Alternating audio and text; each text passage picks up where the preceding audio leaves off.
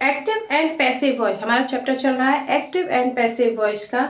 आज का हमारा फॉर्म है perfect form with future perfect tense के साथ। क्लियर?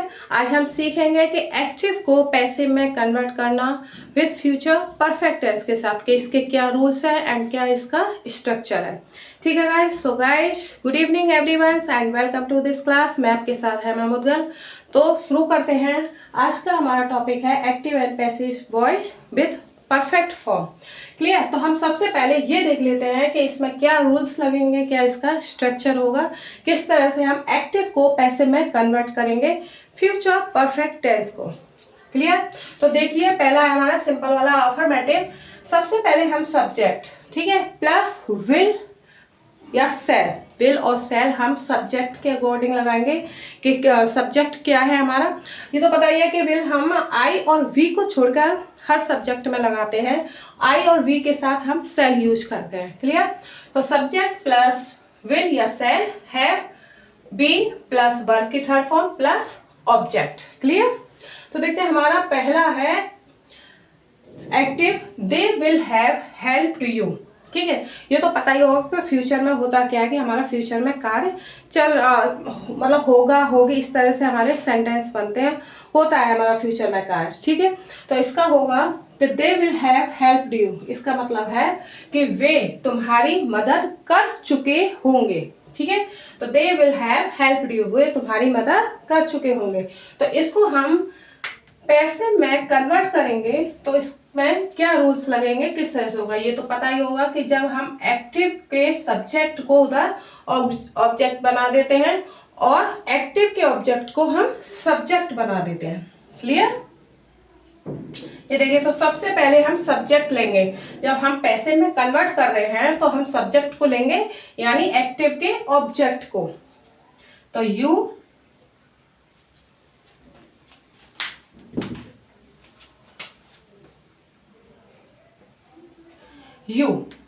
अब विल हेल्पिंग वर्ब हमारी क्या होगी, विल, हैव। अब यहां पर हमारी विल हैव आई है एक्टिव में, तो इसमें जब हम पैसिव में कन्वर्ट करेंगे तो मतलब एक्स्ट्रा क्या इंक्लूड होगा, बीन। तो you will have been helped by, क्या है यहाँ पर, दे। अब दे को हम ऑब्जेक्ट बना देंगे पैसिव में, देम। Clear guys? यानी उनके द्वारा तुम्हारी मदद कर चुके होंगे। इस तरह से ये हमारा सेंटेंस बनेगा। ये हमारा एक्टिव है, दे विल हैव हेल्प्ड यू। इसका हम पैसिव कन्वर्ट करेंगे तो इसका ऑब्जेक्ट सब्जेक्ट इधर आ जाएगा, सब्जेक्ट बन के। हेल्पिंग पर हमारी विल हैव है और इसमें बीन, जब हम पैसिव में कन्वर्ट करेंगे तो बीन हमारी एक्स्ट्रा इंक्लूड होगी, been helped by them. Clear? अब आता है नेक्स्ट पॉइंट हमारा, अगर इसमें नॉट आ जाए, नॉट वाले सेंटेंस, नेगेटिव वाला पॉइंट आ जाए, तो उसको किस तरह से करेंगे कि दे विल, यहां पर हम नॉट यूज करेंगे।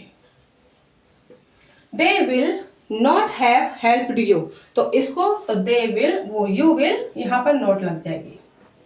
Clear guys? दे विल, वो you will not have been helped by them, अगर नेगेटिव पॉइंट होता है। अब आता है हमारा इंट्रोगेटिव। इंट्रोगेटिव में क्या होता है कि सब्जेक्ट से पहले हेल्पिंग वर्ब, यानी क्या शब्द आता है हिंदी में, क्या वर्ड आएगा, और इंग्लिश में हम क्या की जगह पे हेल्पिंग वर्ब रखेंगे। क्लियर? जैसे will you have discussed the problems with your friend, क्या तुम अपनी समस्या अपने मित्रों के साथ शेयर कर चुके होंगे या बता चुके होंगे। इस तरह से ये सेंटेंस बनेगा। तो इसका एक्टिव हम किस तरह से बनाएंगे, वो पैसिव, सॉरी। तो इसका स्ट्रक्चर देखिए,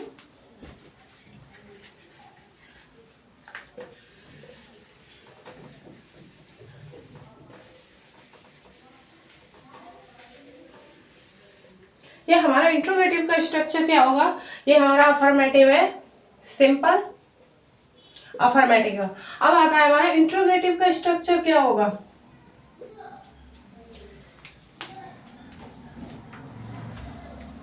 देखिए, विल या सेल।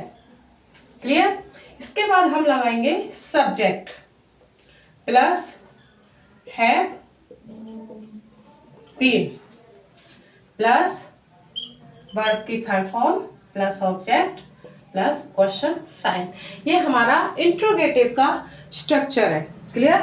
तो सबसे पहले हम हेल्पिंग वर्ब यूज करेंगे, देन सब्जेक्ट, उसके बाद हम हैव बीन और फिर वर्ब की third form plus object plus question sign. ये हमारा है will you have discussed the problem with your friends. तो इसका हम पैसिव कन्वर्ट करेंगे। तो यहाँ पर देखना है कि क्या तुम, यहाँ पर हमारी क्या है, सब्जेक्ट। ठीक है, जब हम पैसे में करेंगे तो यू हमारी उधर चली जाएगी ऑब्जेक्ट बन के। तो अब इसमें ऑब्जेक्ट क्या है, द प्रॉब्लम, ये हमारी ऑब्जेक्ट है। क्लियर? तो इसको हम इधर लेके आएंगे तो ये हमारी सब्जेक्ट बन जाएगी।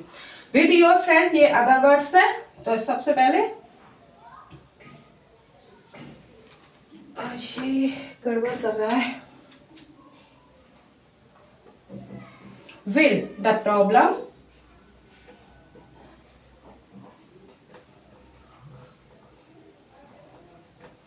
ठीक है गाइस, क्योंकि विल है हमारी क्या की जगह पर हेल्पिंग पर हमने यूज किया। अगर विल या क्वेश्चन वर्ड वाला सेंटेंस हमारे इस तरह से शुरू होता है तो हम सबसे पहले उनकी ही इंग्लिश रखते हैं, उनकी ही अंग्रेजी रखते हैं, उसके बाद हम सब्जेक्ट यूज करते हैं। क्लियर? तो विल द प्रॉब्लम्स, ये हमारा प्रॉब्लम्स, द प्रॉब्लम्स ऑब्जेक्ट है, तो उसको हमने यहाँ पर सब्जेक्ट बना दिया। इसके बाद आती है हेल्पिंग वर्ब, तो हैव बीन डिस्कस्ड। क्लियर? यहां तक हमारा हो गया कि will the problems have been discussed others with your friends.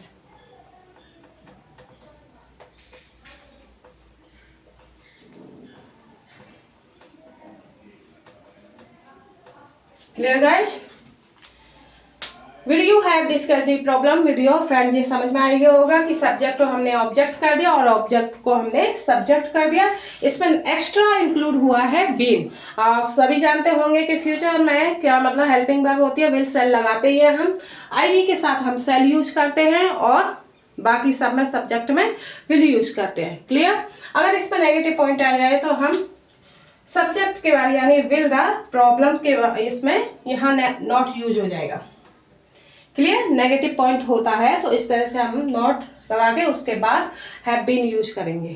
ठीक है? अगर इसमें HW वाले वर्ड आ जाए, क्वेश्चन वर्ड वाले, तो उसको किस तरह से करेंगे, उसका स्ट्रक्चर क्या होगा कि जैसे विल सेल लिखा है, इससे पहले हम यहाँ पर क्वेश्चन वर्ड यूज करेंगे। Clear guys? Question word plus will shall, उसके बाद हम सब्जेक्ट यूज करेंगे plus have been plus verb की third form plus object plus question sign. Clear? अगर यहाँ कुछ भी आ जाता है जैसे हाउ, व्हेन, व्हाई, इस तरह से सेंटेंस आ जाता तो यानी हेल्पिंग वर्ब से पहले हम उसको यूज करेंगे। यहाँ पर हम यहाँ पर हाउ यूज करते हैं। Clear guys? तो how will you have discussed the problems with your friend, तो इसका पैसिव में कन्वर्ट होगा। तो how will the problems have been discussed with your friends। Clear guys? समझ में आ गया होगा अच्छी तरह से कि will you have discussed the problem with your friends, कि क्या तुम अपनी समस्या, अपनी परेशानी अपने मित्रों के साथ शेयर करते हो। और इसका हो जाएगा जो HW वाला हमारा सेंटेंस बना है कि क्या तुम अपनी समस्याएं अपने मित्रों के साथ किस तरह से यानी कैसे शेयर कर चुके होंगे, कर चुके होंगे। क्या तुम अपनी समस्याएं अपने दोस्तों के साथ कैसे शेयर कर चुके होंगे या डिस्कस कर चुके होंगे। ऐसे ही यहाँ पर बन जाएगा कि क्या तुम अपनी समस्याओं को अपने मित्रों के साथ कैसे शेयर कर चुके होंगे। Clear guys? अगर इसमें नॉट लगनी है तो नॉट यहाँ पर सब्जेक्ट के बाद यूज होगा। जाहिर आप लोगों के समझ में आ गया होगा फ्यूचर परफेक्ट टेंस के एक्टिव को पैसिव में कन्वर्ट करना। अब क्या होता है, फ्यूचर परफेक्ट हमारा लास्ट है, जो हमारा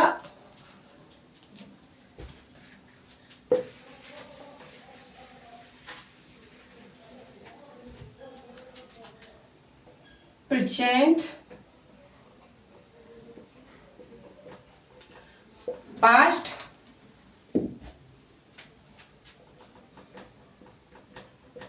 फ्यूचर।